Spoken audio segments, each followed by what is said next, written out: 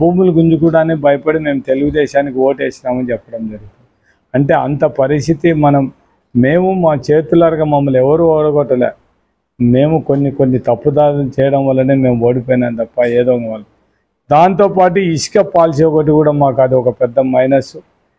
టౌన్లో ఉండే గౌండాలు కానీ వీళ్ళందరూ కూడా కూలీలు పనిచేసే వాళ్ళు కానీ వీళ్ళందరూ కూడా టోటల్గా వాళ్ళందరూ కూడా దీని ప్రాబ్లం. అది కూడా ఒక రెండోది మైనస్ పాయింట్.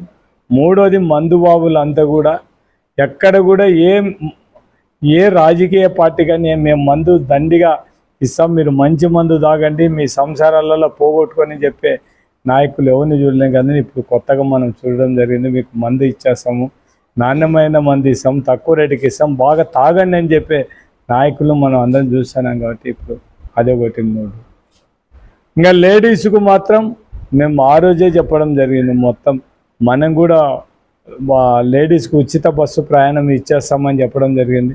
1,00,000 రూపాయలు రైతులు రుణమాఫీ చేస్తామని చెప్పినంటే ఈరోజు మా పరిస్థితి ఇట్లా ఉండేది కాదు. కానీ మా ముఖ్యమంత్రి ఆలోచన చేసింది ఒకటే, లేని డబ్బుల కోసం మనం ఏ విధంగా ప్రజలను మోసం చేస్తాం, మనము ఎలక్షన్లో మాట చెప్పినది ప్రతి ఒక్కటి నెరవేర్చాలనేదే జగన్మోహన్ రెడ్డి ఉద్దేశం. అందుకే ఈ మాటలు మనం ఉండే ఈ రాష్ట్ర ఆర్థిక పరిస్థితి ఇంకా మనం చేయలేమనే ఉద్దేశంతోనే ఎంతవరకు చేయడానికి అవకాశం ఉందే అదొకటి చేయడం. మా మేనిఫెస్టో పాత మేనిఫెస్టో ఇది తింటే ఏం లేవు, వాళ్ళు ఇచ్చే దాంట్లో దండిగా ఉండాలనే ఉద్దేశంతోనే ప్రజలందరూ కూడా ఇంటింటికి ప్రతి లేడీస్ ఆలోచన చేసేది ఏముంది, ఇంట్లో ఎంతమంది పిల్లలు ఉన్నారో అంత అమ్మ ఒడి వస్తుందని వాళ్ళు ఆలోచన. దాంతోపాటు 18 ఏళ్ళు పైన ఉండే వాళ్ళకి అందరికీ కూడా నెలకు 1,500 ఇవన్నీ క్యాలిక్యులేట్ చేసుకోవడం జరిగింది. కాబట్టి ఈరోజు ఈ పరిస్థితి మేము అందరం కూడా ఈరోజు ఒకటే మేము మా ప్రజలకు అందరికీ కూడా విజ్ఞప్తి, మీరేం అధైర్యపడాల్సిన అవసరం లేదు. ఖచ్చితంగా ఇంతకుముందు ఏ విధంగా పాణ్యం నియోజకవర్గం నుండి ప్రజల కోసం పనిచేసి మొత్తం ప్రజలకు అందుబాటులో ఉన్నాం, ఇప్పుడు కూడా అదే విధంగా ఉంటాం. మా నాయకునికి మేమందరం అండగా ఉంటాం, కార్యకర్తలకు అండగా ఉంటాం, మా నాయకులకు అండగా ఉంటాం, ప్రజలకు కూడా అండగా ఉంటాం. మేము ఒక 6 నెలల వరకు ఏం మాట్లాడదలుచుకోలేదు. తెలుగుదేశం ఇచ్చిన సూపర్ 6 పథకాలన్నీ కూడా ప్రజలకు ఏ విధంగా అందియగలరు వీళ్ళందరికీ కూడా ఇస్తామని చెప్పినారు.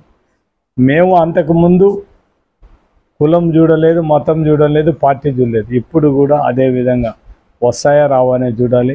కేవలం కొంతమందికి ఇస్తారా లేకుంటే అందరికి ఇస్తారా అనేది మాత్రం చూసిన తర్వాత ప్రజలకు అన్యాయం జరిగితే ఖచ్చితంగా ఒక 5 నెలలు 6 నెలలు వీళ్ళు ఎట్లా పరిపాలన చేస్తారని చూసిన తర్వాత మాత్రం ఖచ్చితంగా ప్రజల్లో లేకపోవడానికి మేము సిద్ధంగా ఉంటాం. దాంతోపాటు మా కార్యకర్తలు నాయకులు అందరినీ కూడా మా వెంట తీసుకొని పోయి మొత్తం ప్రజలకు ఏది మంచి జరిగితే దానికోసం ఫైట్ చేయడానికి మేము సిద్ధంగా ఉంటాం. నేను గెలిచిన వాళ్ళని కూడా తెలుగుదేశం నాయకులను కోరేది ఒకటే, మేము 2019లో గెలిచినప్పుడు ఇట్లా హరాస్మెంట్ చేయలేదు, ఇళ్ళ మీదకి పోయి శిలాపలకాలు పగలగొట్టడం ఇవన్నీ ఏం చేయలేదు. మీరు అది చేసే మొత్తం మళ్ళీ చరిత్ర మళ్ళీ ఒకసారి పునరావృతయ్యే పరిస్థితి. ఎవరైనా గెలిచిన మామూలుగా సహజం ఎక్కడ ఉంటే ఓడిపోయినాడు కోపం తట్టుకోలేక నాకు ఓట్లు వేయలేదని వాళ్ళ మీదకి పోయేది ఉంటుంది. కానీ ఇది రివర్స్ ట్రెండ్ చూసాను. గెలిచినోడు ఓడిపోయిన వాళ్ళ మీదకి, మామూలుగా అయితే గెలిచిన వాళ్ళు ఇళ్ళ మీదకి ఓడిపోయిన వాళ్ళు మాకు అన్యాయం జరిగింది, మాకు ఓట్లు వేయలేదని మీరు మమ్మల్ని మోసం చేసినారని పోవాల్సిన రివర్స్. వీళ్ళంతా మొత్తం మేము గెలిచినామని బలం చూపించుకోవడానికి ఇళ్ళ మీదకి పోవడం ఇది ఎంతవరకు సంబంధించి ఇది ప్రజాస్వామ్యం ఇప్పటికైనా మించిపోయేం లేదు. మీరు ప్రజలకు మంచి చేయండి, మేము కూడా సపోర్ట్ చేస్తాం తప్ప ఇటువంటి దౌర్జన్యాలు చేసి వాళ్ళని వీళ్ళని బెదిరిస్తే మాత్రం చాలా కష్టమైపోతుంది. ఇది ప్రజాస్వామ్యము. మీరు గెలిచినారు రైట్, మీరు ప్రజలకు పని చేయండి. మేము కూడా మీరు గెలిచినందుకు మిమ్మల్ని అభినందిస్తాము. మేము ఏ కారణాలతో ఓడిపోయినామో అవన్నీ దాని గురించి మాట్లాడాల్సిన అవసరం మాకు లేదు. మీరు ఒకవేళ మేమేదో మీరు చెప్పిన మాటలన్నీ ప్రజలు ఓట్లు వేసినారు అనుకునే దానికి మాకేం అభ్యంతరం ఏం లేదు. మీరు గెలిచినారు ప్రజలు. Please subscribe Rahul news.